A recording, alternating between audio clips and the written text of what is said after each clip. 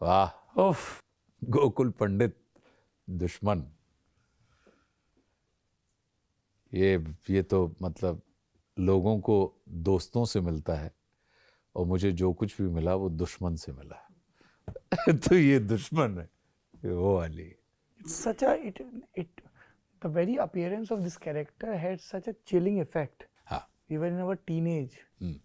तो हम लोग बहुत कि ये तो कि हमसे पहले के जो विलेन थे उनको देख के ऐसे खौफ नहीं आता था। थोड़े कैरिकेचरिस्ट थे, with all due respect for them. 80s 90s के जो विलेन थे ना, तो वो उनको विलेन बनाए जाने पे बड़ा जोर होता था। बिल्कुल ठीक कह रहे हैं। उनके ऐसे कलम ऐसी कर दो, कपड़े आड़े तिरछे पहना, जो जो भी हम देख रहे थे पिछले 20 साल 25 साल में, इसमें वैसा कुछ था ही नहीं। मतलब ऐसे व्यक्ति को हम रोज देखते हैं। बिल्कुल, इसलिए मैंने कहा कि कॉमन मैन विलेन, कि एक ऐसा व्यक्ति जिसको आप रास्ते चलते रजिस्टर भी ना करें, नोटिस भी ना करें, और वो आपको स्पाइन चिलिंग इफेक्ट आपके ऊपर छोड़ जाए। कि कोई भी व्यक्ति जो अज्ञात का भय होता है जीवन में, और अज्ञात का, हम ज्ञात से इतने भयभीत नहीं होते जितने अज्ञात से भयभीत होते हैं। तो इसमें जो दिख रहा है, इसमें जो ना दिखाई देने वाला भय है, एक अभिनेता के रूप में जो हमारे लिए अपने आप में एक चुनौती थी कि जब ये फिल्म आई, है रेपिस्ट, और मन में इच्छा थी, जिसका भट्ट साहब ने भी बड़ा सम्मान किया, भट्ट साहब से चर्चा हुई, तनुजा ने भी सम्मान किया, कि मन में यह था कि मुझे बिना टच करे, जिसको कहते हैं लीस्ट टच करे, आपको वो रेप की फीलिंग पहुंचानी है।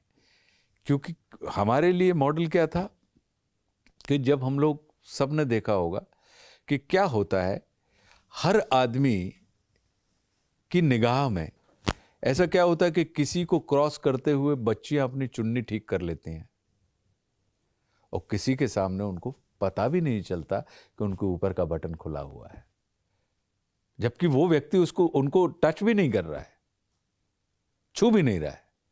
वो क्या है, वो कौन सी वाइब्रेशन थी, वो कौन सी ऊर्जा थी जो उनके पास पहुंची, और अनजाने में उन्होंने अपने आप को व्यवस्थित कर लिया। तो गोकुल पंडित जो है, वो उस बारीक लाइन को पकड़ के रखने का जो सुख था इसमें, एक अभिनेता के तौर पे, कि बिना टच करे, अगर आप देखेंगे तो सिर्फ एक बार टच किया है काजोल को, जब वो आते हैं, टेलीग्राम, साइन प्लीज, थोड़ा दबा के, बस ये हाथ टच किया है, उतने में वो आपको लगता है कि ये मतलब जो इफेक्ट आता है। तो क्योंकि ये पूरा का पूरा जो खेल है, ऊर्जाएं ही तो हैं। कितना मुश्किल होता है दादा, मतलब इस तरह की क्रूरता। ठीक है, एक्टर हैं, ट्रेंड हैं, सब चीजें हैं, but this was something different.